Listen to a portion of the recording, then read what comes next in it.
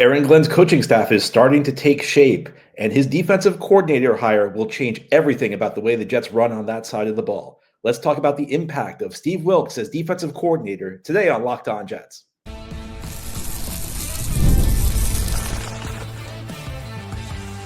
You are Locked On Jets, your daily New York Jets podcast. Part of the Locked On Podcast Network, your team every day.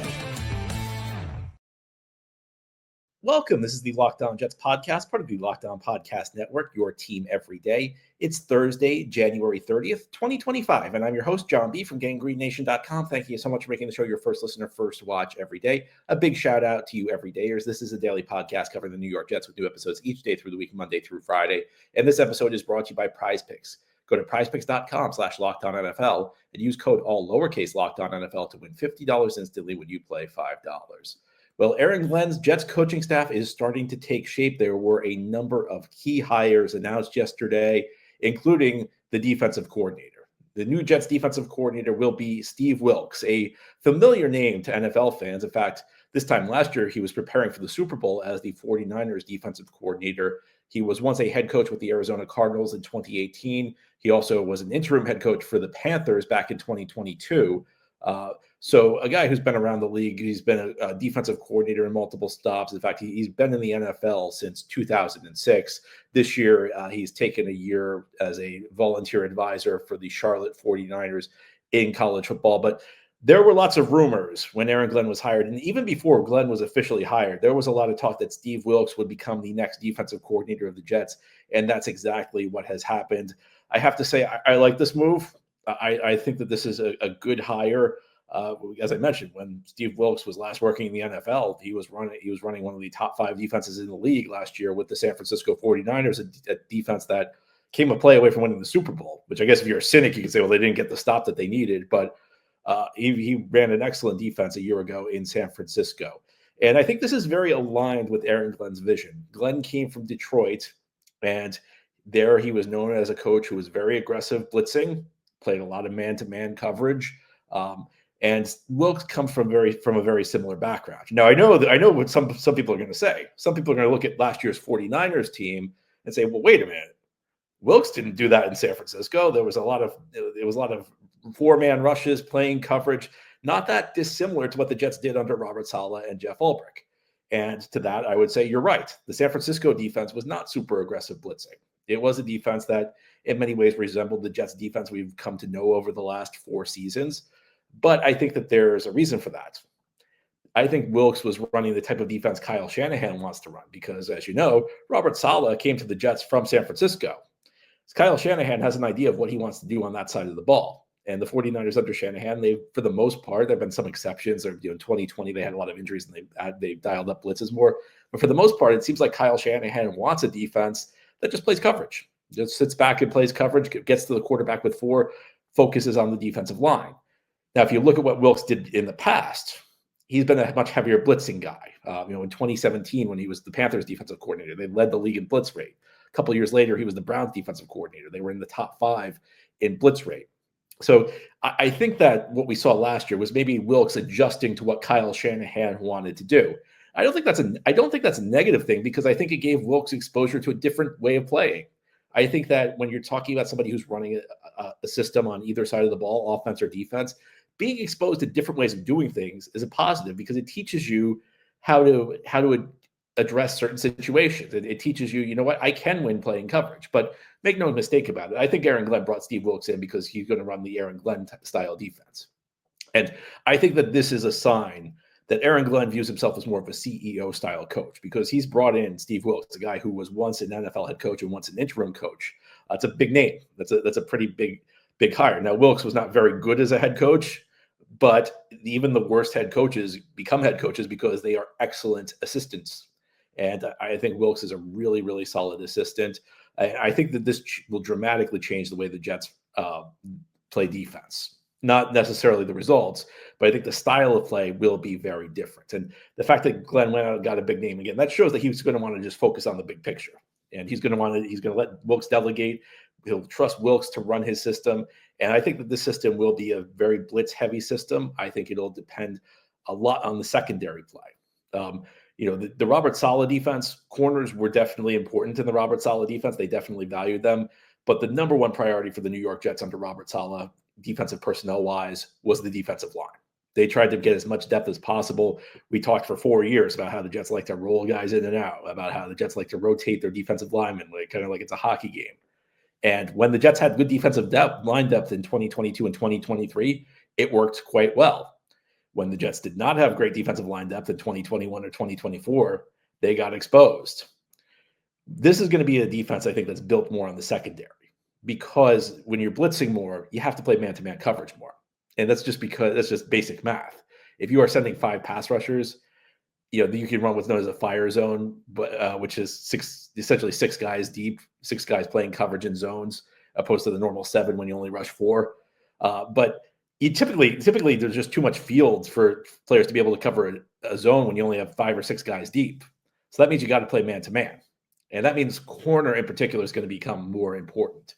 Sauce Gardner is now the most important player on this defense if the Jets adopt a defense of that style, because it's going to be a lot of man-to-man. And I would not be surprised if Sauce Gardner was regularly shadowing the other team's number one receiver. And that's one of the benefits of having a Sauce Gardner, is he can kind of be an eraser. He can be a guy you can put on the other team's best receiver and hold up blitzing. I'm not saying Sauce Gardner is Darrelle Revis, because Darrelle Revis is a Hall of Famer, but Sauce Gardner is a top-notch talent at the corner position in the league, and having a guy like him makes it easier to send heavier blitzes. Another thing that I would say, another impact of this, is that the number 2 corner position just rose in importance, because DJ Reed's a free agent, and it doesn't sound like there's any real chance of DJ Reed returning. DJ Reed was essentially telling people, if you read the reports after the Jets lost to Buffalo week 17, he's like, I'm out of here. I don't want to be here anymore. So the Jets are going to have to replace DJ Reed.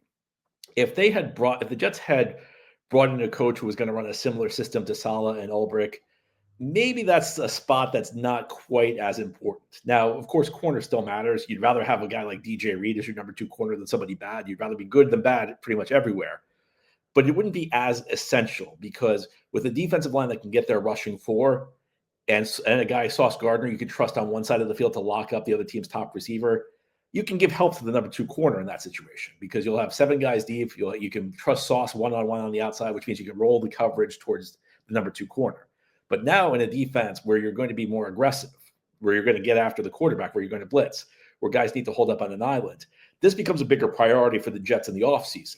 I think that the Jets are going to now need to look and think about how they want to deal with the number 2 corner spot. Conversely, I'm not saying defensive line isn't important. Defensive line is always important. You got to be able to control the trenches.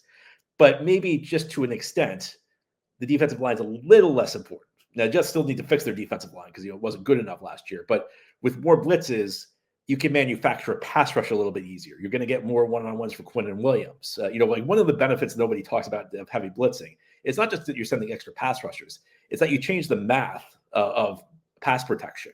Because normally, if you're rushing 4, there are 5 offensive linemen. So somebody gets double teamed. Five offensive linemen, 4 defensive linemen. Somebody gets double teamed, and usually that guy's going to be Quinn and Williams. If you're sending that fifth guy as a blitzer, then it becomes 5-on-5. That means Quinn and Williams get single blocked, and that's the type of thing that could increase Quinn and Williams's production going forward. So a lot to unpack here, but I think overall this was a good hire for the Jets. I think Wilkes obviously comes with a big background. Again, anybody who's a former NFL head coach, I think, is probably going to be a pretty good choice to be a coordinator, but also a guy who really aligns with what Aaron Glenn wants in the defense. So I think a lot to like in this hire. Of course, we'll see when the games start, but my early impression on this move is a positive one. Now, here on the Locked On Jets podcast, there were some other hires, including another coordinator position. It wasn't the offensive coordinator position, and maybe the most important position coach. We now know who these people will be, and we'll talk about who they are and more as we continue here on this Thursday edition of Locked On Jets. Today's episode of Locked On Jets is brought to you by Intuit TurboTax. Taxes was waiting and wondering and worrying if you were going to get money back, and then waiting, wondering, and worrying some more. Now, Taxes is matching with a TurboTax expert who can do your taxes as soon as today.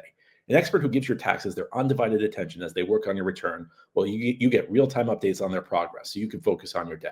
An expert who will find you every deduction possible and file every form, every investment, everything with 100% accuracy. Also, you can get the most money back guaranteed. No waiting, no wondering, no worries. Now, this is taxes. Get an expert now on TurboTax.com. Only available with TurboTax Live full service, real-time updates only in iOS mobile app. See guaranteed details at TurboTax.com/guarantees. Thank you so much for making Locked On Jets your first listener, first watch every day. Big shout out to you everydayers. This is a daily podcast covering the New York Jets with new episodes each day through the week, Monday through Friday. Aaron Glenn has begun to fill out his coaching staff. 2 of his 3 coordinator hires are now finished. We talked about Steve Wilks in the first segment. The Jets also hired their special teams coordinator. And it's very easy to forget, but there are not 2 coordinators on every NFL team.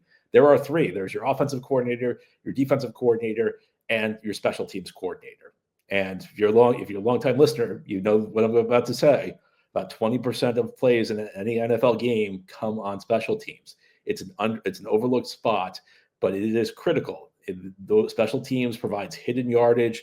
They can set you up in good field position. They can pin the other team deep. Sometimes they produce an explosive play one way or the other. Special teams is critical. And the Jets' new special teams coordinator will be Chris Banjo. And if you're not familiar with Chris Banjo, it would be tough to blame you. He was a guy who spent actually quite a few years in the NFL. He played with 3 different teams between 2013 and 2022, but was really he was really more of a special teamer than anything else. That was not a guy who really played that much in a conventional setting. And the last 2 years, he got into coaching in 2023. He worked as the assistant special teams coach with the Denver Broncos. So going back to something we were talking about a week ago, there was this discussion about what Mike Westhoff's role would be with the Jets.